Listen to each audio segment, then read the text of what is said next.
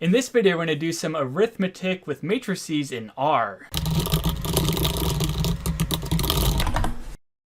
Alright, so let's go ahead and get into it. Now I'm going to go ahead and quickly generate two matrices using some random values.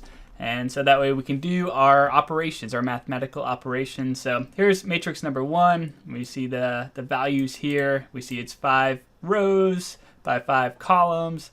And then here's matrix number 2 here, and we see it's also 5 rows by 5 columns, and we see the values here that were randomly generated. So I got my two matrices, and first things first, I want to point out that you can only do these mathematical operations if your matrices are the same size. So if they're different dimensions, these operations aren't going to work, and you're going to have to chop rows or columns or whatever to make it work if you're trying to do math with matrices. So one way to easily check the size is use the dimension function, and then you can throw in the matrix that you're looking at, and it gives you the number of rows and the number of columns, and you can just make sure that they're both 5 by 5. And so simple enough, but dim function tells you the number of rows and columns easily and quickly, especially if you're doing with like a large matrix or data set or something like that. So anyway, I got my two matrices, and then math. It's simple.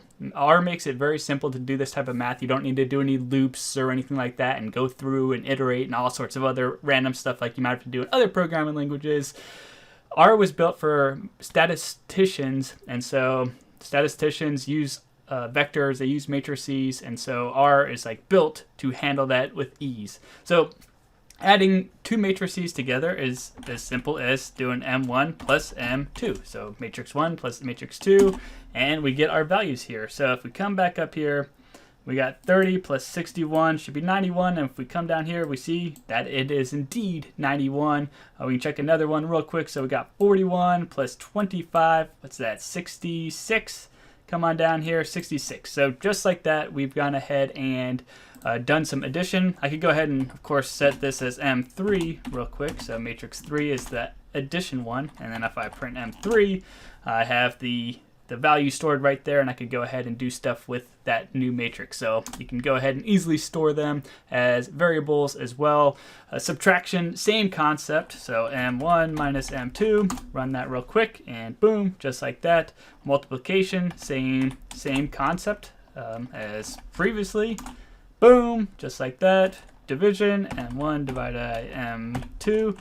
Boom, just like that, we get it. You can go ahead and also do like round and stuff like that. So for instance, right here, we have a lot of decimal places, but we could go ahead and do round, the round function. Let's round to 2 decimal places and run it real quick. And there we go. We get a nice cleaner table, so you can kind of keep things neater and organized.